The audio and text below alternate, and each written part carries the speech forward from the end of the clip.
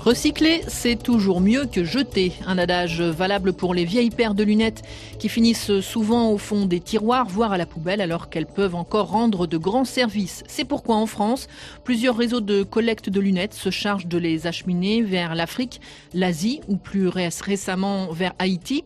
Laurent Berthaud s'est rendu à Chartres de Bretagne, une petite ville de l'ouest de la France, chez l'opticien indépendant Nicolas Hardy. Régulièrement, cet opticien récupère les vieilles lunettes de ses clients pour le Médico Lyons Club.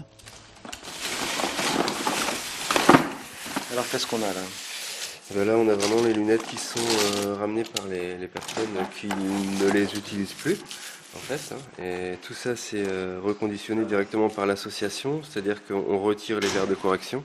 C'est uniquement la monture qui est récupérée. Et ensuite sur place en fait ils vont avec des verres de stock et ils pratiquent des examens de vue pour équiper ces montures là. Donc là, on a vraiment les modèles des 50 dernières années, on va dire. Voilà, donc là, la monture classique en plastique, d'ailleurs qui est un peu sèche, alors ça, c'est même pas sûr que ça parte parce que ça commence à se fragiliser. C'est des matières qui contiennent beaucoup d'eau, donc ça devient vraiment cassant au bout d'un moment. Les meilleures matières en fait pour l'humanitaire, c'est le métal, effectivement, le titane, mais c'est quand même assez rare de récupérer des lunettes en titane. Dans ce carton, il y a combien de paires à peu près? On peut estimer que dans ce carton-là, il y a à peu près 300-400 paires. Et vous avez récupéré en combien de temps? Là-dessus, ça doit faire à peu près 6 mois. 400 paires en 6 mois chez un seul opticien, c'est dire le potentiel de collecte au niveau national. De son côté, pour la 3e fois en 5 ans, l'opticien Chris s'apprête à lancer dans son réseau son opération 100 000 lunettes. Il y a 2 ans, il avait fallu moins de 15 jours pour atteindre ce chiffre, mais un tiers seulement des montures est recyclable. D'autant que dans cette collecte, les verres aussi sont conservés. Nathalie Cusac de la fondation d'entreprise Chris pour la vue. On met à disposition des opticiens des kits qu'ils mettent en place en magasin pour animer notre action 100 000 lunettes. Ils ont des affiches, des dépliants d'informations pour les clients, des cartes postales pour remercier ceux qui viennent déposer leurs lunettes. Et également, on met à leur disposition des sachets grippe, plus des petits coupons d'informations sur les corrections des verres.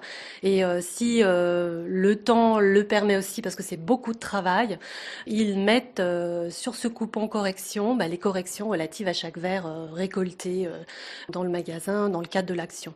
Ils le font de plus en plus. On sent vraiment que cette action, ils la possèdent et c'est quelque chose qui leur tient à cœur.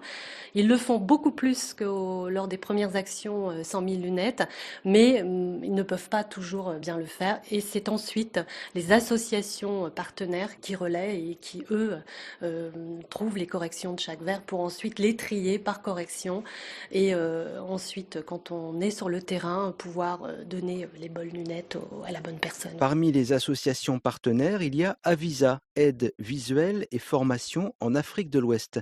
Depuis 2008, son président Jean-Michel Fromentel et 3 autres bénévoles multiplient les voyages au Sénégal et au Burkina Faso, équipant à chaque fois 450 personnes en moyenne, notamment grâce aux lunettes récupérées en France. En Afrique de l'Ouest, les gens n'ont aucun suivi. Il y a quelques personnes qui vont aller se déplacer parce qu'ils ont un peu de moyens, ils vont aller se déplacer sur Dakar, je prends le Sénégal par exemple, ou Ouagadougou pour le Burkina.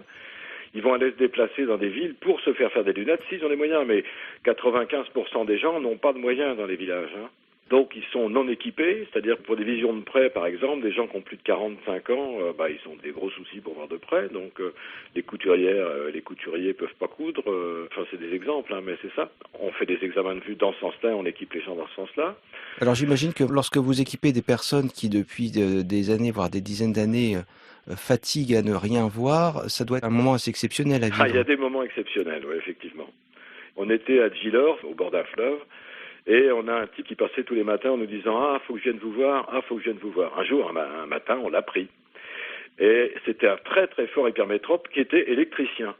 Et on se demande aujourd'hui encore comment il pouvait travailler, parce que il n'avait aucune vision de près, mais une vision de près totalement floue, quoi. Et même de loin, quand on lui a mis les lunettes, il a regardé au loin, il a dit « Ah, mais là-bas, il y a des palmiers ». Enfin, il était très étonné. « Ah, il y a des oiseaux ». Et donc, pour travailler, il était beaucoup mieux, quoi. Avisa sera présent au Burkina Faso du 22 février au 8 mars pour une nouvelle campagne. En France, l'opération 100 000 lunettes commence le 1er mars pendant un mois.